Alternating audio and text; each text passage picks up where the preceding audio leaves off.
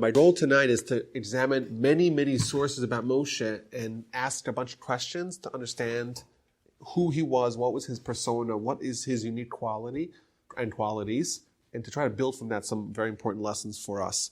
I want to start with the Torah's eulogy of Moshe, which is all the way at the end of the Torah. The very last thing that happens in the Torah is the death of Moshe, and then there's a few verses after Moshe has already died, the Torah eulogizes him. And it's really interesting to think about, or to think about the Torah's perspective and how the Torah sends off Moshe. One of the very last things that it says about him. So the verse tells us, and this is source number 1, that's the last word of the Torah, is Yisrael. All the things that Moshe did, the strong hand, all the great Mora, fear that Moshe did, le'enei kol Yisrael. It's highlighting all the miracles that Moshe did before the eyes of all of Israel. So what is this last thing that it says, before the eyes of all of Israel? What's that referring to? What did Moshe do? Something so stunning in front of everyone, all the eyes of all of Israel. So Rashi tells us, what is this last heralding accomplishment of Moshe? What's the hallmark of Moshe's life that he did before all of Israel? So you would think maybe he brought us the Torah, took us out of Egypt. Says Rashi, Shenaso libo lishbor haluchos. Moshe was inspired to break the luchos, to break the tablets, le'einehim, in front of the eyes of all of Israel. As it says, va'ashabrem le'einechem. When Moshe tells the Jewish people, I broke it before your eyes. V'histim adas HaKadosh Baruch Hu l'daito, and they might agree to him. Shenemar asher shibarta, the luchos that you broke, and the famous words of the Gemara, Yasher kochacha sheshibarta. What is the one accomplishment that towers above all in Moshe's life? That Moshe, when he came down from the mountain, the Jewish people are worshiping the golden calf. He sees them, he takes the tablets that were in his hand, and he smashes them on the floor. That is the greatest accomplishment of Moshe's life, and that's the last thing you should think about when we're eulogizing Moshe. That's his peak accomplishment, which of course is very strange. If you understand that story, of course, why did he do it? And he did it on his own, and God agreed to him. But why is that presented as the pinnacle and the zenith and the acme of Moshe's life? This is peak Moshe. This is the apex. This is where he reached the top. He broke the luchos. He broke the tablets. Very, very strange idea.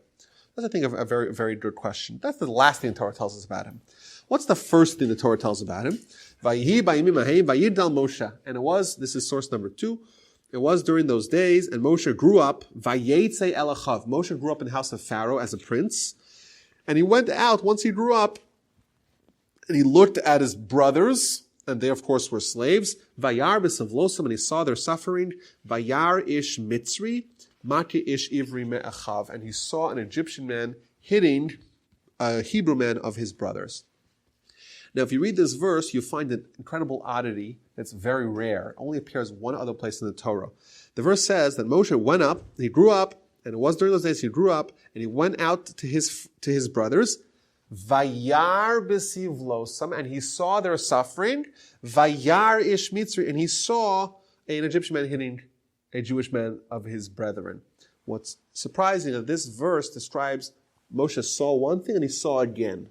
It uses the word vayar, and he saw, it uses it twice. The only other place that this appears in the Torah is when Abraham had his encounter with the 3 angels at the door of his tent, and he meets 3 angels, and he goes and gives them food. It too says vayar, and he saw twice. Now, the Talmud asks the question, what did Moshe see? He saw, what did he see? This is from the Midrash Shmos Rabbah. Vayar b'savlosam. What did he see? So initially the Gemara says what he saw them suffering, and he would cry, and he said, "Oh, if only I could die for your pain." That's what he says. And there's no harder work than building with bricks. And he would lower his shoulder and help each and every one of them. That's a very interesting teaching in the Midrash. What did Moshe see? He saw the people suffering. So what did Moshe do? Moshe says, I see the Jewish people suffering, I'm going to help them. So what does he do? He sees a guy schlepping bricks, and he runs over to help him. And he sees another guy schlepping bricks, and he runs over to help him. And the whole day he's running around helping people. So that's what the Midrash says. Which is very surprising, because if you see a nation comprised of hundreds of thousands of slaves. You want to help them. What's your solution? I'm going to go and schlep with them. How many people could you possibly help? Maybe you help 10 people a day, 20 people a day, 100 people a day. It's not even a drop in the bucket. So if Moshe is trying to help the people, he should come up with better solutions. What is this thing, Moshe, like the first thing we're told about Moshe, the very first thing, that he saw the suffering of the people and he would go and try to help them schlep bricks. How could he possibly, you're not even making a dent in the problem. So why is Moshe going and trying to help the people in a way that really doesn't solve the problem? All he's doing is helping a very, very small amount compared to the amount of suffering that exists. Now, I would advise everyone, if they have a chance, to read the whole Medrash. It's a very fascinating Medrash. I'm going to go to the next source, in source number 5. We know Moshe becomes famous for a lot of things, but the Torah testifies upon him that Moshe was the most humble person that has ever lived. Moshe was more humble, much more humble than anyone else that existed. Which, it's a pretty remarkable thing to be the best in one area. But it's unlikely that someone will be the best in this area and the best in this area and the best. If someone excels, they excel usually in one field. Moshe, we're told, the Torah testifies that Moshe, he is the most humble person that has ever lived. Much more humble. That's number 1. Number 2, in Deuteronomy, it says, Lo kam navi od b'Yisrael k'Moshe, asher yado Hashem panim al panim. Moshe was the greatest prophet that has ever lived as well. So to me, it's always interesting when the Torah is portraying Moshe's greatness, it tells us that he is the most humble man, he is also the greatest prophet, he's also the one who gave us the Torah, he's also the one who went 40 days and 40 nights without eating and drinking. He's also the one who split the sea. He's also the one who did. How is it possible that someone like Moshe became so great at so many disparate areas of life? Humility is one thing. Someone feels like they're humble. Prophecy, ostensibly, is something entirely different. So how is it possible? How did Moshe accomplish becoming the greatest in so many different areas? I think it's a decent question. But not only that, the Gemara tells us that Moshe's prophecy was not just greater, more volume of prophecy, but it was actually a different kind of prophecy. What the Gemara says, the Gemara in Yevamos, Moshe, kol hanavim nistaklu ba'aspaklaria me'ira. All the other prophets, with the exception of Moshe, they saw a very unclear vision.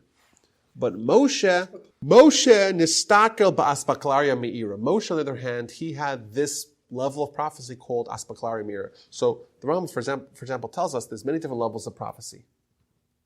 Just like there's many levels of wisdom, there's many different levels of prophecy. But Moshe is not just a different level of prophecy, it's a different type of prophecy. Everyone has prophecy, aspaklaria she'ena me'ira, an unclear vision. Moshe has a clear vision. What does that mean specifically? The Rambam in chapter 7 of Yesodei HaTorah, Foundations of the Torah, the whole chapter is oriented about the topic of prophecy. And he says like this. He first describes what prophecy is, and then he says, Kol hadvarim she'amarnu, all the rules that we said regarding prophecy, heim derech nevuah l'chol neviim. These are the rules for all the neviim, all the prophets. We're showing them, the early ones, the later ones. Chutz mi-Moshe Rabbeinu.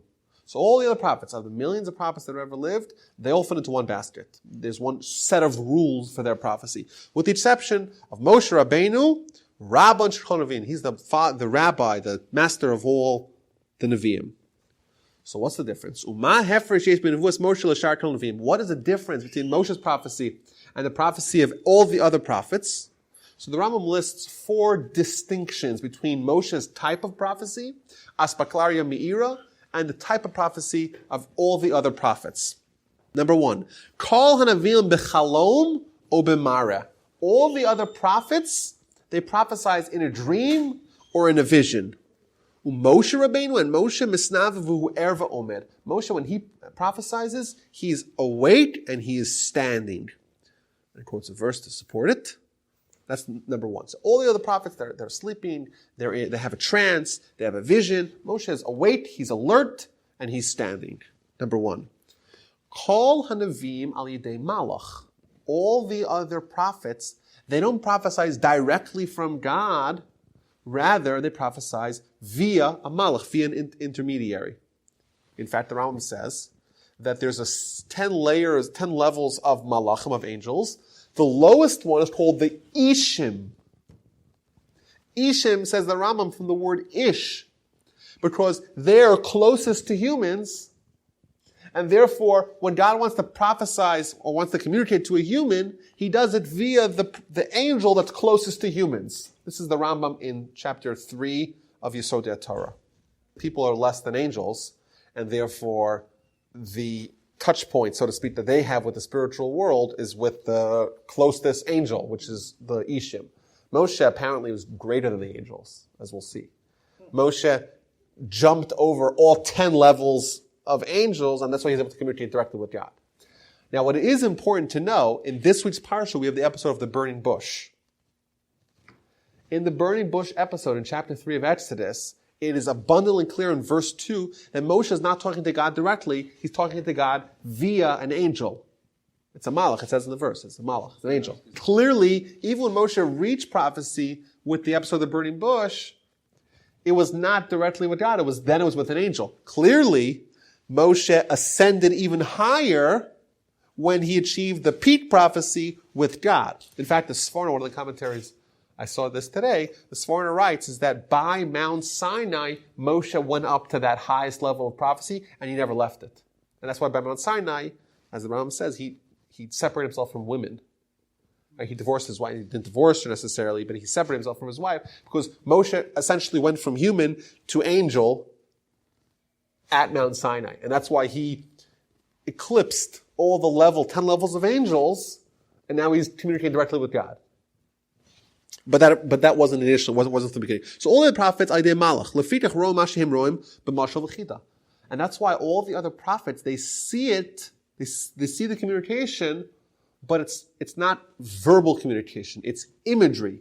They see something and they have to interpret it. Moshe Rabbeinu, Lo Yidei Malach, he doesn't have prophecy via malach.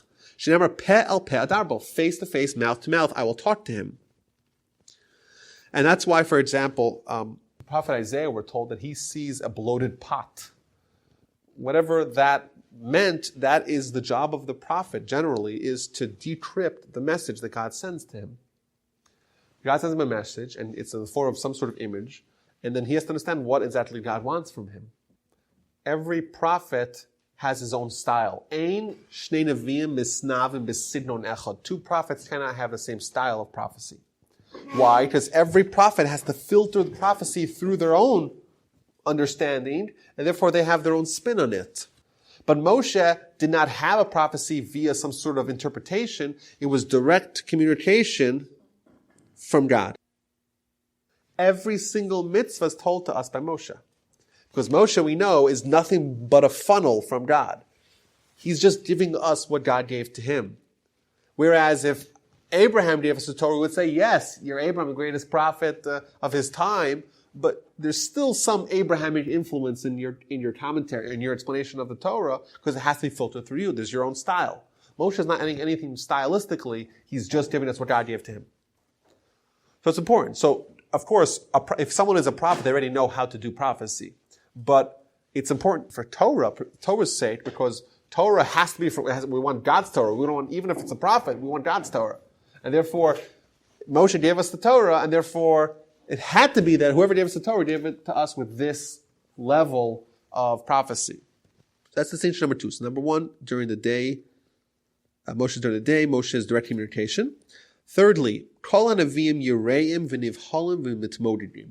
All the other prophets, they're scared, they're bewildered, and they start to tremble when God prophesies to them. Moshe Eino Kain. Why? Kasher Yadaber Ish El Re'ehu. The way Moshe was with God is like a man speaking to his fellow. Just like when I'm talking to my friend, Ein Adam Nivhal Lishmo Divrei Chaveri, a person is not terrified to hear the words of his friend. Kachaya B'daito Koach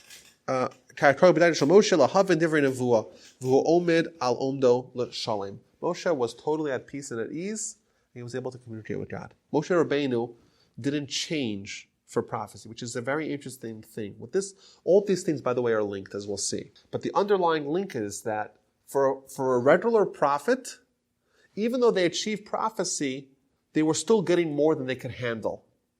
And that's why they had to be at night. And that's why they couldn't decide whenever there wasn't direct communication. And that's why they were shaking. Because they still had a part of their body that was real, that was separating between them and God. That's why it was muffled. That's why it wasn't direct communication. There had to be something that filtered through from God to them. But because they had something that opposed prophecy, therefore, whatever opposed prophecy resisted to the prophecy, and therefore your body's saying, I don't want this prophecy. It starts shaking, convulsing like a leaf. Moshe, because he had denuded himself and divested himself of anything that was in opposition to prophecy to God, therefore he was calm, he was at ease when he prophesied to God, because that was his normal, natural state. And look at the next thing. All the other prophets, they don't prophesize whenever they want. Moshe Rabbeinu came, but Moshe prophesies whenever he wants. Whenever he wants, Moshe, at any time, he's always ready for prophecy because that's his normal, natural state. All the other prophets, they would have to prepare, they'd have to kind of tidy up their spiritual house to be ready for prophecy. Moshe is already there because that's his natural state. I want you to read this. This last line is very critical, because this really explains everything. Kol Nevi'im, all the other prophets, when prophecy departs from them, chozrim le'ahalam, they go back to their tents. Shuhu tzarchei gruf, they go back to their body, to the needs of their body. Kishar, they're like everyone else. They have this ascendant prophecy, and their body is not a factor, but it still is a factor, so it resists. But then prophecy's over, and they're back to human, and they're back to the body, they go back to their tent, and they're with it like everyone else. The Fijian person is the same. They don't leave their wives, because they're a human. They have a family life as well. Their prophecy is their 9-to-5 job, but they still go home every day. Moshe Rabbeinu, lo chazar la'ohol rishon. Moshe did not go back to his tent. L'fitach pirish min ha'isha la'olam. He separated from his wife forever. Umin hadomalo, and from everything that's similar to that. Everything that's a normal function, a normal relationship of a body, Moshe stopped doing it. Do you know why? Because he rid himself of his body. His body was not a factor at all. V'nitshara daita l'tzur ha'olamim. His mind was bound to God. V'lo nistalak me'elav hahod la'olam. And that glory did not depart from him forever. V'karan or panav, and his face was ablaze with light. V'niskadish k'malachim, he became as holy as angels, and we'll see even greater than angels. So Moshe was not just a prophet, he was a different kind of prophet. He didn't have to go through filters, he didn't have to be ready for it, he didn't have to be in a trance, he didn't have to limit his body. He didn't have to appease his body was not a factor at all in his ascent to prophecy, and that's why he was actually a different prophecy entirely. So I want to just examine what this actually means and how to get there. The Torah makes a big deal about the fact that Moshe went up 40 days and 40 nights without eating or drinking. The verse tells us in Deuteronomy chapter 9, verse 9, Moshe testifies on himself, and the Torah puts it in there for eternity. For 40 days and 40 nights he did not eat bread nor drink any water. Now what happens to a human who doesn't drink or eat for 40 days? They die. And it's interesting, we know Moshe is alive after that as well. How did Moshe survive? I think you already know somewhat of the answer. But that's just an interesting thing. And the Torah makes a big deal about this. Also, on the run-up to Sinai, the Torah tells us that God tells Moshe, the reason why we're going to have the Sinai is the people believe in you, in Moshe. This is in Exodus 19:9. And God said to Moshe, behold, I am coming to you in the thickness of the cloud. Why? In order that the nation should hear when I speak to you, and also in you, they will forever believe. V'gam b'cha ya'aminu le'olam. And this is the only time in the Torah, and to my knowledge, the only time in anywhere of Jewish literature, where the term emunah, faith, is connected to faith in a person, not in God. That the Jewish people have faith in Moshe, which to me is surprising. Why would we have faith in Moshe? Moshe is a human like any other human. And the Torah is saying the purpose of Sinai is to have faith in Moshe, which on its own right is interesting. They trust that Moshe is speaking directly to God, and therefore the Torah that he is going to teach them is indeed directly from God. But to me it was surprising that Moshe, we have to have faith in Moshe. We can't just trust him like any other prophet. There's mitzvahs to trust a prophet, but there's a special mitzvah of emunah in Moshe, which is interesting. I want to kind of understand that. Also, we're told that Moshe, when he descended from the mountain, his face was shiny. His face was bright. And the Talmud tells us that his face was as bright as the sun. Pnei Moshe ke pnei Chama. And the people couldn't look at him, just like if you tried to look at the sun, you wouldn't be able to see it. And the question is, what is this? This is some sort of magical potion that Moshe had, this great skin care that he had, that made his skin so translucent and so bright. It's just a surprising thing. Moshe had to, in fact, wear a mask, so that way the people wouldn't be blinded by him. Also, we're told that Moshe was equal to 600,000 Jews. Rashi tells us, quotes the Gemara, Shakul Moshe keneged kol Yisrael. If you look at all of Israel and Moshe, they were equal. Also, we're told that Moshe time traveled. The Gemara Menachos tells us that when Moshe went up to heaven, he asked the Almighty, how come you're making crownlets on top of letters? And God said, well, Rabbi Akiva is going to be around, and he's going to deduce from every crownlet piles and piles of laws. Moshe says, I want to see him. God says, okay, get into the time travel mechanism of God, Wayback Machine, and instantly Moshe is teleported 1,400 years in the future, and he's sitting in Rabbi Akiva's lecture. Now, that's not the most surprising part of that particular Talmud piece, which is surprising.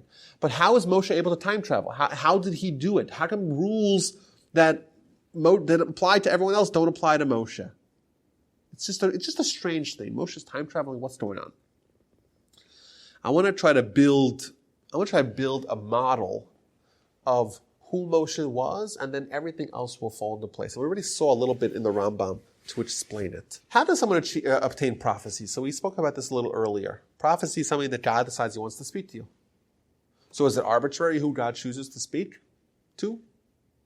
In the secular world, they believe that some guy wakes up and says, oh, God spoke to me. Well, you can't disprove it, right? Muhammad says God spoke to me, or Joseph Smith says God spoke to me, or some cult leader says God spoke to me. How would we know? And the truth is, if someone in Judaism says God spoke to me, and they're not renowned for their piety, you know what happens to them? They get executed as a false prophet. Because in Judaism, we don't believe that prophecy is a lottery ticket that anyone can win. Prophecy is a stage of someone's growth. Prophecy is something you earn, not that you get. That's a certain status called a prophet. Doesn't mean someone is always prophesizing, but it means they are worthy of prophecy.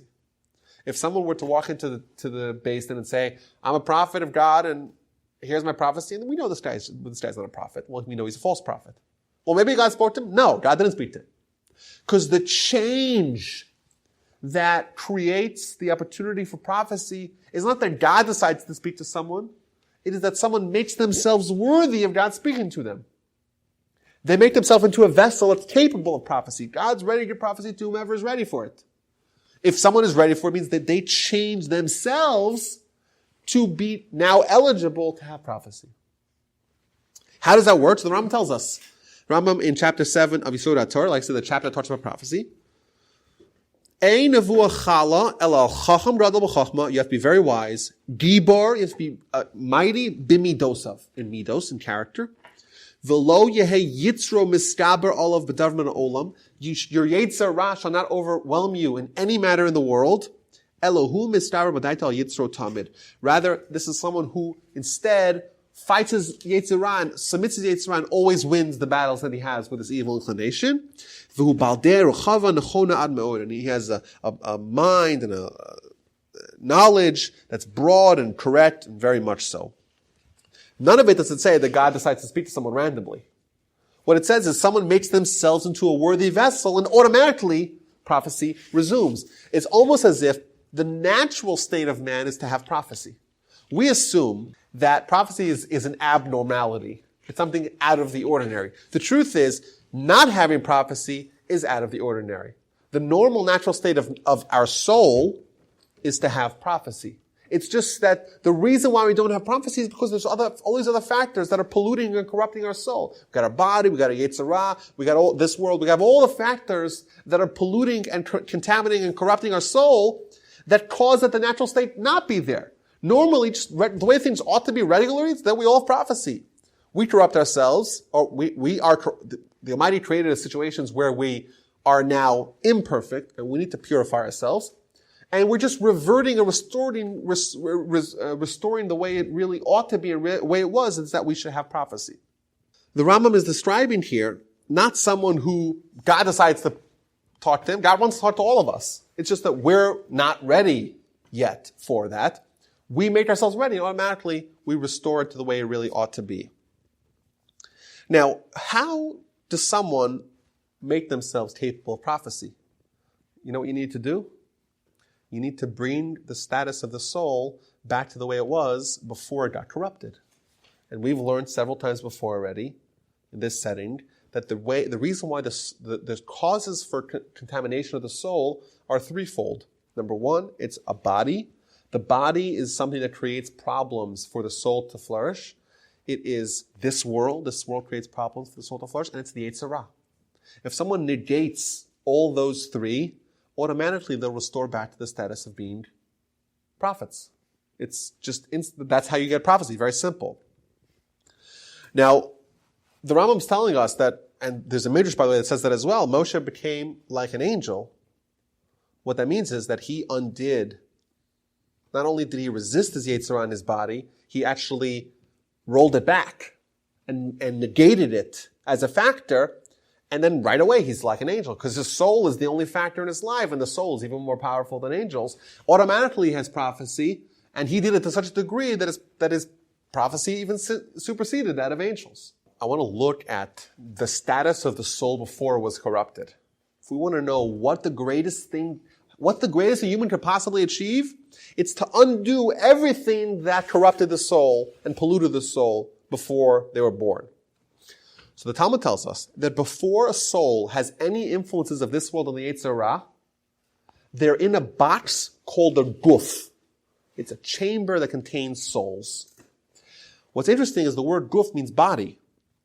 So our soul is now in a guf, in an earthly guf, but initially when it was at its most purest, it was in a heavenly guf.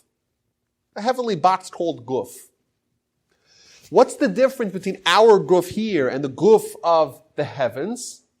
The difference is that our guf only contains one soul, whereas there's only one box in heaven that contains all the souls. A heavenly guf is able to incorporate within it multitudes and millions and billions of souls at once.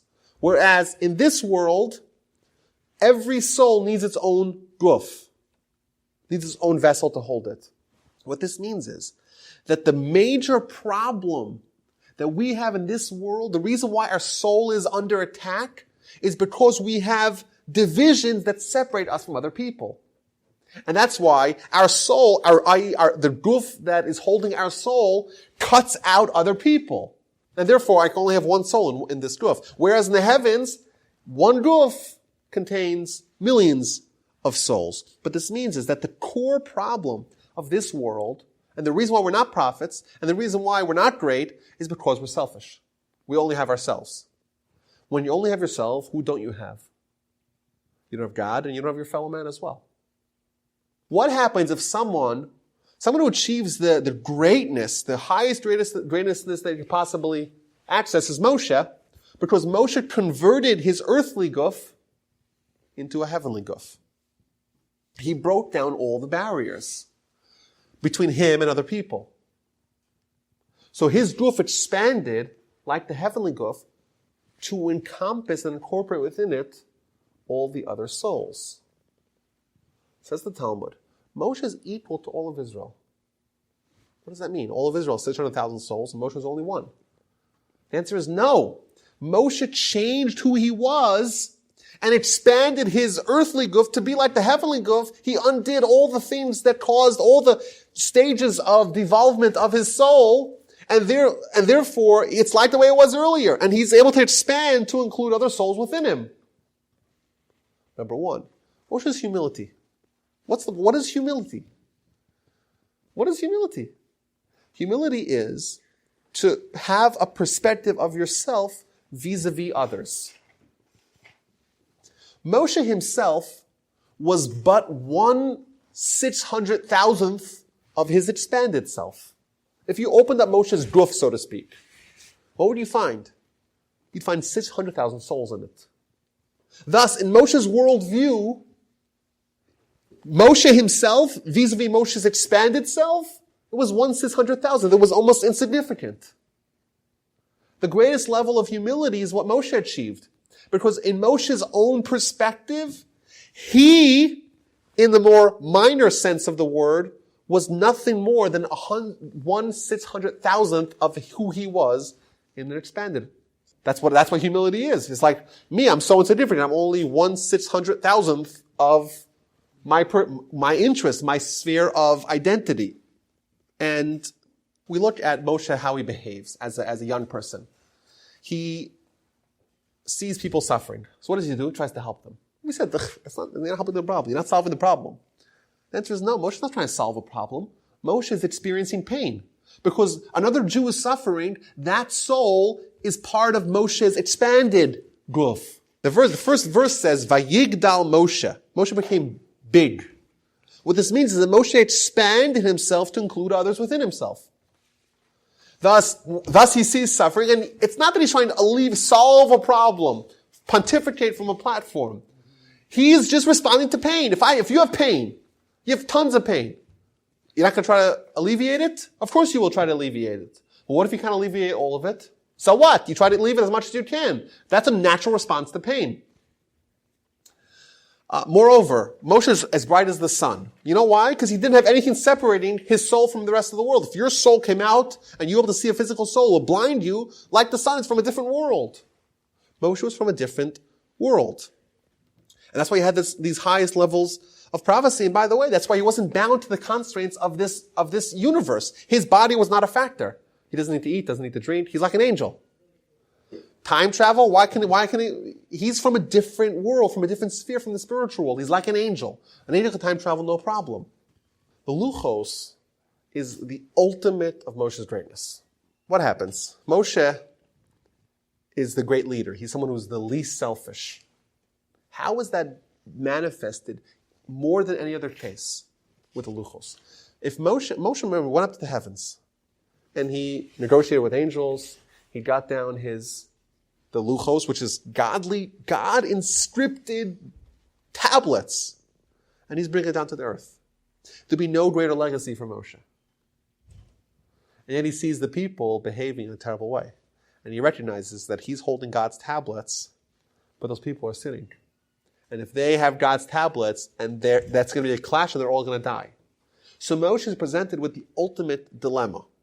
On one hand, he has an absolute guarantee for immortality in his hands, personal greatness, contrasted with suffering of the people. Which is he going to choose?